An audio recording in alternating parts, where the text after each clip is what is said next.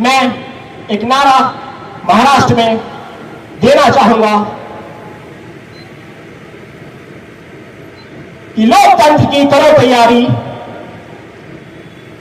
आ रहे हैं जीवनधारी। हम बताएंगे जो लाइनें मैंने कही थी पंजाब से, एक तलवार पंजाब से निकाली जाएगी विचारों की, जिनके प्रति अन्याय हुआ उस पर लिखा जाएगा हीरो से खालसा। धम्म के रूप में प्रकृति को एक नया पर्यायवाची देने वाले तथागत बुद्ध के चरणों में अपना प्रणाम प्रकट करता हूं और यहां उपस्थित भिक्षुगण और सभी सम्मानित लोगों के प्रति साधुवाद व्यक्त करता हूं।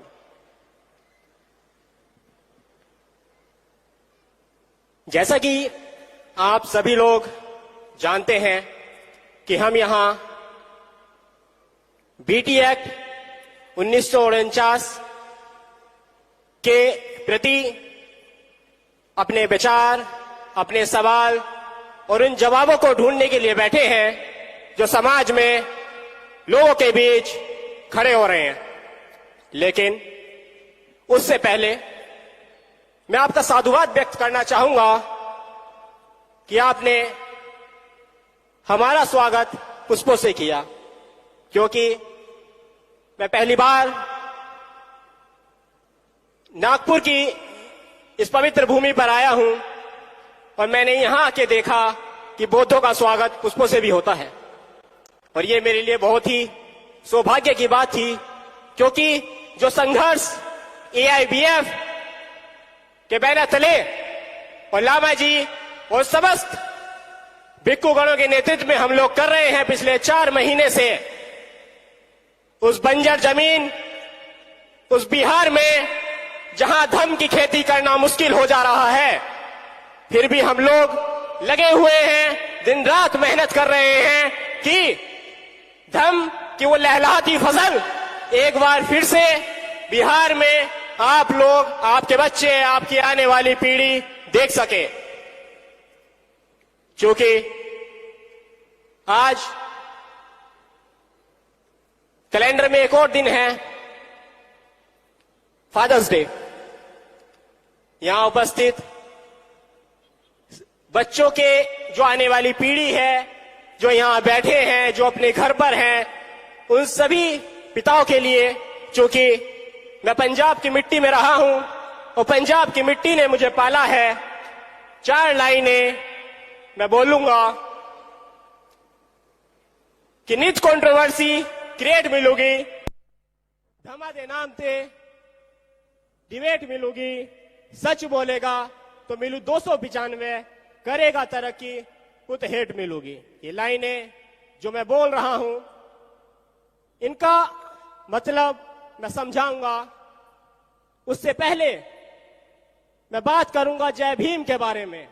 ये उद्घोष जो हम करते हैं, जिससे कुछ लोगों को चिढ़ होती है, मैं उसके बारे में बात करूंगा। आखिर क्यों जय भीम भारी पड़ जाता है उन सभी उद्घोषों पर जो हमारे खिलाफ किए जाते हैं। जय 2 शब्दों से बना है, जय, जय और यह। जय जीवन, जीवन के ऐसे कर्म जो हमारे और हमारी आने वाली पीढ़ियों के लिए एक यश गाथा बन जाएं।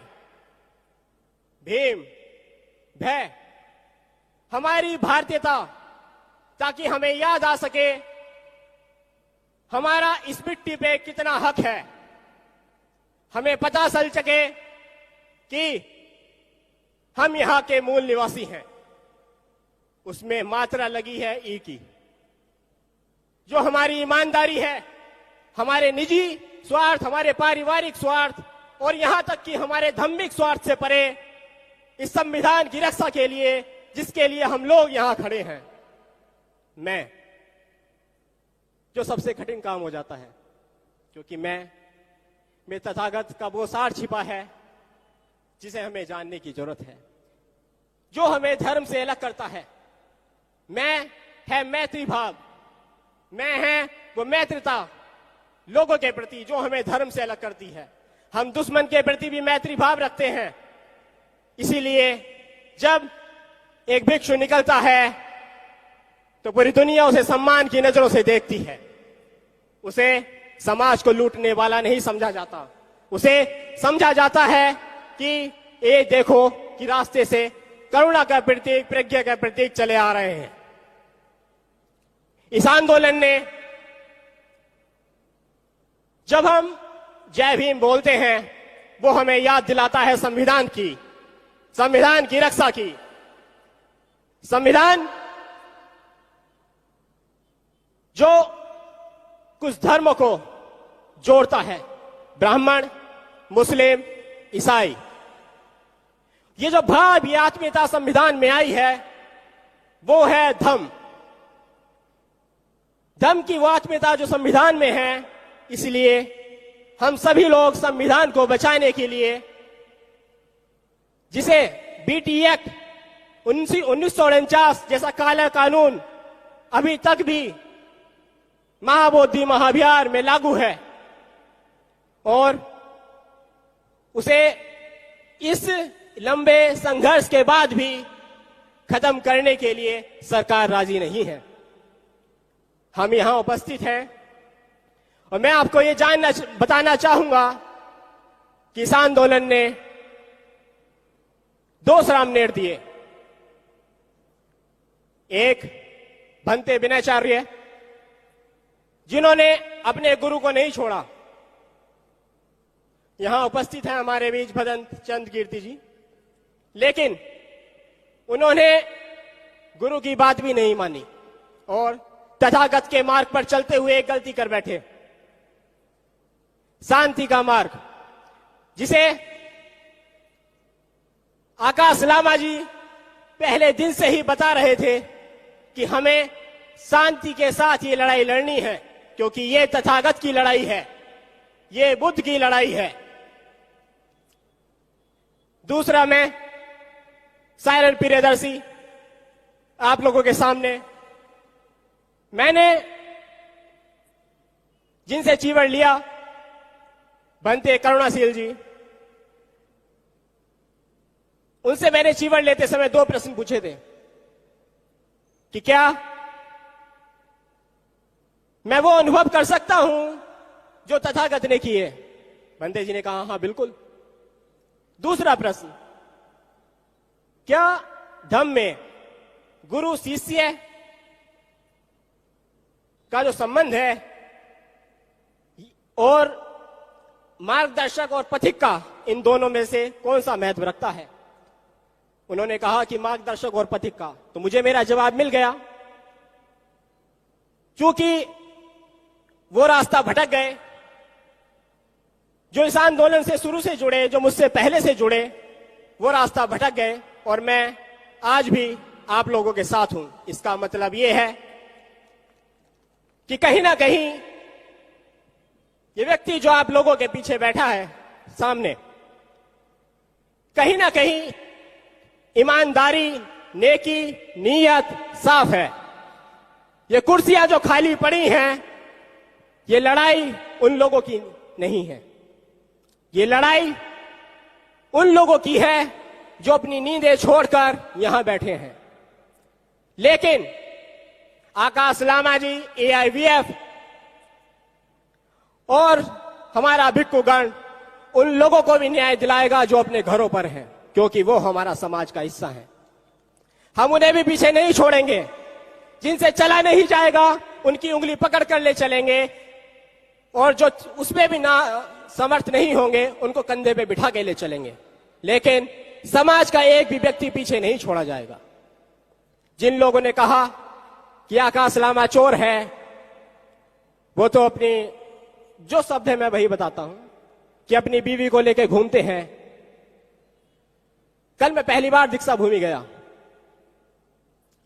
चूंकि मेरी ऑब्जर्वेशन थोड़ी ठीक है, तो मैंने देखा कि बाबा साहब के हर कार्यक्रम में उनकी पत्नी उनके साथ थी।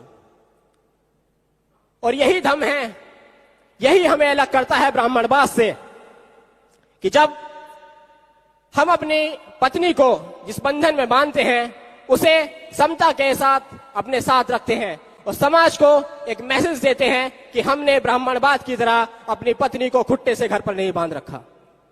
वो भी सामाजिक लड़ाई लड़ रही है, समाज के लिए दिन रात एक कर रही है। ये ठेकेदारी सिर्फ पुरुषों की नहीं है, महिलाएं भी उतनी जिम्मेदार हो जाती हैं जितने कि पुरुष हैं। इनका बेटा घर पर लड़ाई लड़ रहा है, लेकिन दिल्ली में बैठे कुछ लोग बाबा साहब आज यहां होते और आज का माहौल देख रहे होते तो ये जरूर बोलते कि ये समाज, मुझे दुख इस बात का नहीं है कि समाज के कुछ लोग कुत्ते बन गए, मुझे दुख इस बात का नहीं है कि समाज के कुछ लोग कुत्ते बन गए, दुख इस बात का है कि कुत्ते बनकर भी वफादार ना हो पाए। आपकी समझदारी, आपकी जवाबदेही आपके समाज के प्रति है। बड़ी बड़ी बातें करना, ग्रुप में बैठकर कमेंट्स करना, फेसबुक पर कमेंट करना, सोशल मीडिया पर कमेंट करना। एक बात मैं आपको बताना चाहूंगा जो मैंने बिहार में देखी। नारियल के पेड़ और ताड़ के पेड़ में आप फर्क नहीं बता सकते। और जो लोग, जिन लोगों को यहां बैठकर सोशल मीडिया पर बैठकर लग रहा है कि देखो बिनाचार्य क्या खूब लड़े हैं, देखो बनते करुणाशील क्या खूब लड़े हैं, उनको मैं बता दूं कि उन्हें नारियल की जगह ताड़ी पिलाई गई है। जो आप देख रहे हैं वो नशा है और वो ताड़ी है सोशल मीडिया। आप सोशल मीडिया के नशे में हैं और नारियल पानी है जो ग्राउंड पर वहां लड़ाई हो रही है। अगर आपको ये जानना है कि चोर कौन है तो आपको रात को जागना पड़ेगा। अगर आप सोएंगे और सुबह उठ के इल्जाम लगाएंगे कि हमारा पड़ोसी हमारे घर में चोरी कर गया तो ऐसा उचित नहीं है। आप वहां बैठिए, आप आइए और आप देखिए कि समाज की चोरी कौन कर रहा है। 3 बार उस धरने को खत्म करने की कोशिश की गई। मैं ये सच भी आपके सामने बता देना चाहता हूं, आकाश लामा जी भी इंसान हैं। कई बार मन भारी होता है इंसान का, कई बार इंसान टूट जाता है। हमें तो लोगों ने दिहाड़ीदार बोल दिया। मैं चिबर में आपके सामने खड़ा हूं और वो सभी भिक्खुगढ़ जो इनके पीछे बैठे हैं उन्हें दिहाड़ीदार बोला गया। लेकिन आकाश लामा जी, जिस दिन पुलिस से बात हुई पुलिस स्टेशन में, उस समय मैंने वाकई देखा कि आकाश लामा जी थोड़े चिंतित थे, क्योंकि ये लड़ाई एक व्यक्ति 3 फ्रंट पे लड़ रहा है। पहला प्रशासन से, दूसरा सरकार से और तीसरा अपने ही लोगों से। और पीछे खड़े होने वाले वफादार लोगों की कमी है। आज मैं इस दशहरा के मैदान से आह्वान करना चाहूंगा आकाश लामा की तरफ से कि आइए और अपने समाज के प्रति वफादार बनिए। वो बच्चे जिन्हें आप पाल रहे हैं आने वाले पीढ़ी में गुलाम ना बन जाएं। वो बच्चे जो माओ के पेट में हैं, जब पैदा हो तो गुलाम पैदा ना हो। ये लड़ाई उस मानसिक गुलामी से आपके बच्चों को बचाने की है, ताकि आने वाले समय में हर पीढ़ी, हर बच्चा, हर बेटा, हर पुरुष, हर महिला, दलित समाज की, ओबीसी समाज की स्वतंत्रता महसूस कर सके। बेटी एक्ट 1949 एक व्यक्ति पूछ रहे थे आज कि निरस्त हो पाएगा क्या नहीं।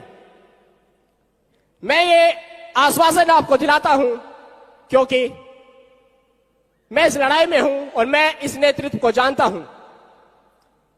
बेटी एक्ट तो निरस्त होके रहेगा, चाहे कीमत कुछ भी हो, और कीमत हम तो चुकाने के लिए तैयार हैं।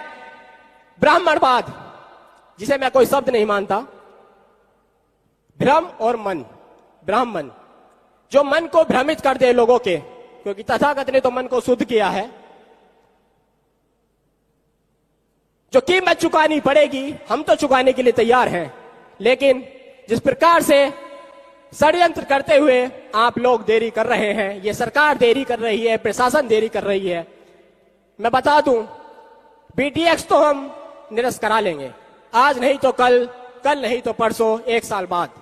लेकिन मैं खबरदार कर देना चाहता हूं इस सरकार को, जो जानती है कि समय तो कभी ना कभी बदलता है, और जिस दिन बुद्ध शासन आया उस दिन हम बताएंगे जो लाइनें मैंने कही थी पंजाब से, एक तलवार पंजाब से निकाली जाएगी विचारों की, जिनके प्रति अन्याय हुआ उस पे लिखा जाएगा हीरो से खालसा। एक तलवार निकाली जाएगी महाराष्ट्र से, जिनके प्रति अन्याय हुआ उस पे लिखा जाएगा मिट्टी से स्वराज शिवाजी। एक तलवार विचारों की निकाली जाएगी यूपी से, जिन लोगों पर अन्याय हुआ उस पे सोने से लिखा जाएगा हैदर। एक तलवार और होगी विचारों की सम्राट अशोक की, जो न्याय देगी और निकलेगी उस संविधान से जिसे बाबा साहब ने लिखा, और न्याय तो सबको मिलकर रहेगा। लेकिन मैं यहां उपस्थित सभी लोगों से यह गुजारिश करना चाहूंगा कि कुछ लोग राजनीतिज्ञों के बहकावे में आके इस आंदोलन को तोड़ने की साजिशें कर रहे हैं। जो लोग कहते हैं कि हम कमेटी बनाते हैं, इस देश में न जाने कितनी कमेटियां बहुजन समाज ने बनाई और वो टूट गई। मैं आपको एक सलाह देना चाहूंगा और ये बात आपको बताना चाहूंगा कि नेतृत्व में व्यक्ति ईमानदार होना चाहिए। लामा जी ने कई बार कहा कि या तो मैं बीटी एक्ट निरस्त कराऊंगा या फिर मेरी लाश यहां से जाएगी। ये शब्द जब वो दोहराते हैं तो ये सुनिश्चित कर देना चाहते हैं कि वो बीटी एक्ट को निरस्त करा के रहेंगे, क्योंकि वो उस आंदोलन में हर अपनी सांस को फूंक रहे हैं और वो सभी भिक्खुगण जो वहां उपस्थित हैं वहां से भागे नहीं। किसी भी दबाव में आके, पैसे की दबाव, पुलिस का, प्रशासन का, हर वो दबाव जो हमें दिया गया, हम वहां से नहीं हटे। रात में हिंदू संगठनों का हमला हो या दिन में डराने की कोशिश हो, हम लोग आपके प्रति न्याय के लिए वहां डटे हुए हैं। इसी उम्मीद के साथ मैं एक नारा महाराष्ट्र में देना चाहूंगा कि लोकतंत्र की करो तैयारी, आ रहे हैं जीवनधारी। एक बार फिर से अगर आपको सही लगे तो इसको दोहराना। ये मुंह तोड़ जवाब है उन लोगों के लिए जो जय भीम के उद्घोष के खिलाफ बोलते हैं। लोकतंत्र की करो तैयारी, आ रहे हैं जीवनधारी। ये नारा हम उस वक्त दोहराना जब तुम्हें दबाने की कोशिश की जाए, जब कुत्ता नसाह लोग इस देश को अपने बाप की बपौती समझे, जब कुछ लोग, उस धर्म के लोग आपके विचारों को, आपकी स्वतंत्रता को दबाने की कोशिश करें। बहुत बहुत साधुवाद मुझे मौका देने के लिए, यहाँ बोलने के लिए। बहुत बहुत साधुवाद नागपुर का मुझे समय देने के लिए।